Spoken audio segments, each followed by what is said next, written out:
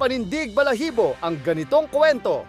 Sa panahon ngayon, bihira na ang mga taong handang magsakripisyo para sa dangal at prinsipyo.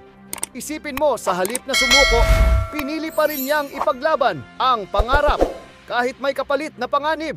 Ipinakita rito na may mga magulang na handang isuko ang lahat basta't magtagumpay lang ang kanilang anak. Ito ang uri ng tapang na hindi nasusukat sa armas o lakas, kundi sa puso at paninindigan.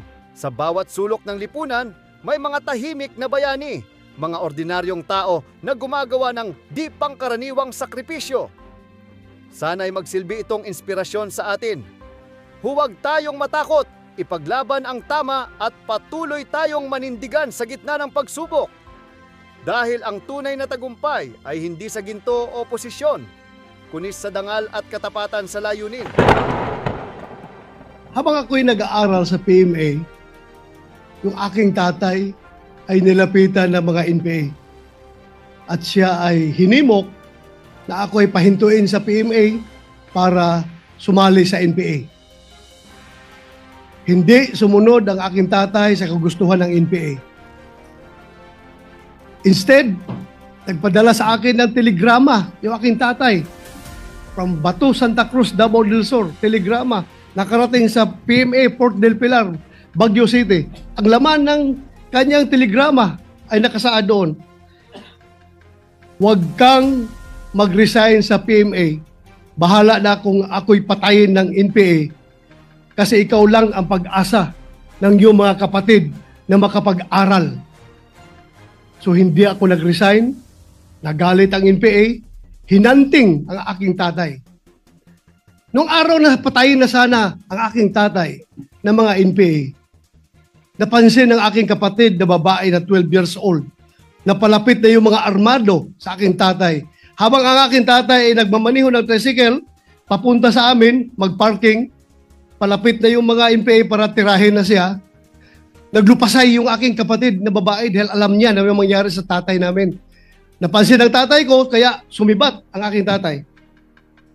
Kinabukasan, buong pamilya sumakay ng barko doon sa Davao Pier. Sumakay ng barko, pumuntang Manila. Ang suot-suot lang. Yung damit lang na suot nila, wala silang nadalang gamit. Pagdating dito sa Manila, sila'y nakitira dyan sa squatters area sa may barangay Butukan, Project 2, Quezon City. Sa likuran lang ng Quezon City Police District.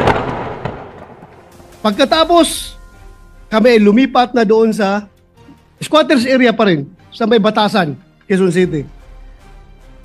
Noong ako'y graduate ng PMA, assign ako sa Davao at nagkataon na yung aking tatay ay nagkasakit.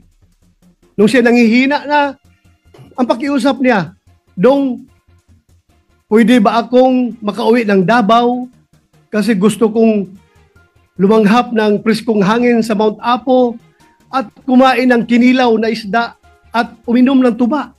Bago man lang ako mamatay, pauwiin mo ako ng Davao. Sabi ko, Tay, hindi ka pwedeng umuwi dahil hanggang ngayon hinahunting ka pa ng NPA sa galit niya sa'yo. At kung uuwi ka, hindi kita mabantayan. Dahil busy ako na sa bundok ako ng Surigao, bundok ng Davao, nag-ooperate ako, naghahanap ng NPA. Ang trabaho ko, hindi kita maalagaan, hindi kita mabantayan. Namatay siya na hindi nakauwi ng Davao. Inuwi namin siya na bangkay na sa Davao. Napakalaki na pagsisisi ko. Sabi ko, sana nakauwi mo lang siyang buhay. Ngayon, Mr. President, alam ko, kahit na wala akong direktang komunikasyon kay Pangulong Duterte, alam ko, deep inside my heart, bilang aking pangalawang ama, si Pangulong Duterte, alam ko deep inside my heart na the same message ang gusto niyang iparating sa akin. Bato, pauwiin mo na ako sa Davao para makakain ako ng munggo. Makakain ako ng inuuna na isda.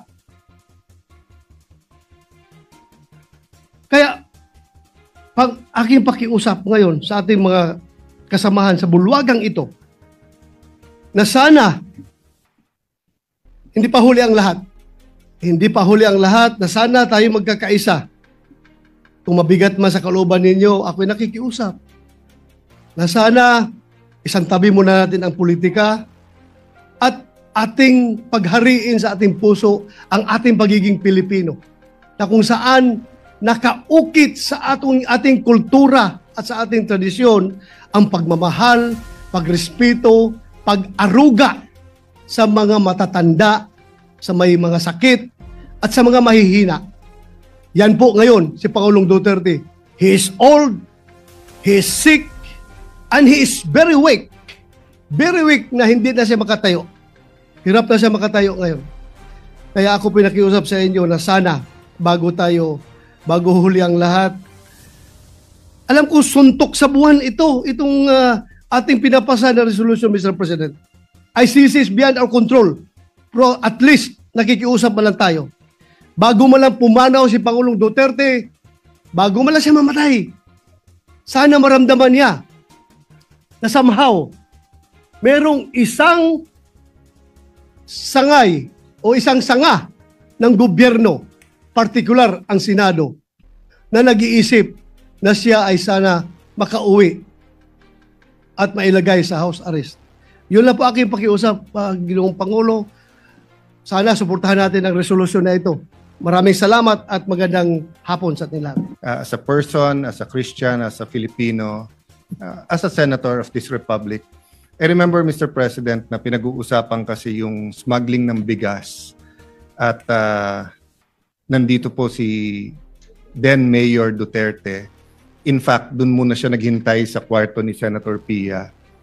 And in the course of their conversation, tinawag nila ako, we joined. Then may nasabi si Mayor Duterte doon that caught my ear, no? So, sabi niya, Pia, Senator, formal siya, sabi niya, Senators, Senator Pia, Senator Alan, how I deal with criminals in Davao, I take responsibility, and one day, before God, I have to account. Not exact words, but basically ang sinasabi niya, nung na-elect siya, he has to take responsibility, and he knows there is an accounting. Few years later, September 29, 2015, hindi ko po makalimutan, lumipad po ako Davao. I asked him if he's running for president, and I asked him if I could join him. He took a piece of paper, he drew yung mga graduate ng PMA, police, and then pag nagiging colonel, nagiging militar, and then he started talking about corruption and how drugs corrupted the law enforcement, and then how it will spread sa judges, sa politicians, etc. No? Long story short, after that night, instead of asking him to run, sabi niya hindi siya tatakbo, or instead of asking him if I could run as his vice president, lumabas na lang sa bibig ko na if you run, I will be for you. If you choose me, I will campaign with you. If you don't choose me, I am now committed to you. And as we say, the rest is history. There's a lot of things that we have to account for. There's a lot of truths that have to be uncovered. On the part of those who are pro-Duterte, there's a firm belief that it was to protect the human rights of all Filipinos, especially against the menace of drugs. On the side of some human rights activists, tingin nila this is some deranged maniac who just wants to kill everyone. So, yun yung extremes. But I remember, I think a year, 2 years ago, I met a pastor, nagkwentuhan kami. Then he said a prayer, then he told me, you know, Alan, God wants you to know that Duterte is not as good as how his supporters describe him to be. But he is also not as bad as how his detractors want him to be or describe him to be. The point is, Mr. President, we can go back and forth about history, but the wheels of justice is moving, whether here in the country or in the ICC. Having said that, I know 3 things. 1, you are presumed innocent until you're proven guilty. And all human rights activists will say Yung tunay ha, hindi yung nagkukunwari na human rights activist. Ang sasabihin po, yung humanitarian treatment. Meron po kasing nagsasabing human rights activist pero siya, bakit siya? Hindi niya binigyan ng due process at pinatay niya. I can't help but remember people like Rene Sagisag who stood tall here in the Senate na kahit anong baho nung kaso o nung issue, pagtingin niya dapat may magtanggol, pagtatanggol niya. Di ba? Kasi sabi niya, they deserve a lawyer. No matter how you think they're guilty, etc. So there are a lot of human rights activists we should and we can and we should pay tribute to. But my point is this: it is not against the tenets of human rights to allow any person, especially a former president of the country, to be under house arrest or to be under a country supervised under ICI, especially in the condition of President Duterte, who is 80 years old, who is, well, at least when he was brought there, he was mentally strong. I don't really know how he is now. Pero, Mr. President, I mean, tayo, magkakasama tayo nung pandemic. You were Senate President, I was Speaker, Senate Majority Leader, was Majority Leader. Grabe po yung lungkot nung sa bahay, opisina ka lang. We were still holding office, pero can you imagine how President Duterte is coping now? So I'll oversimplify the resolution, and I know members of the Senate, especially the minority, will also speak. No, most of us here served with President Duterte, regardless whether we're always in agreement, disagreement with him. I wasn't always in agreement with him, no. But having said that, Mr. President, ang appeal lang po is humanitarian treatment, and ang appeal po is that we do it as a country. So first step ang Senate, but I'll use this podium to appeal to Malacanang. Might disagree very much with the Dutertes now, with all his children or most of his children, with some of his grandchildren, with people who claim to be Duterte diehard supporters. But again, balik tayo sa humanitarian. Pag tinakpan natin yung pangalan o yung mukha niya at ganun yung sitwasyon, tutulong ba tayo o hindi? Di ba? So, I was looking for something to read the other night.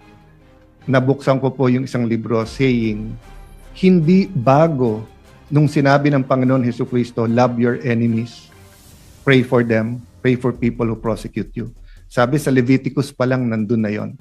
So I guess part of our struggle as a people is, how to deal with each other when we disagree politically. And again, hindi ko po binababa yung temperature.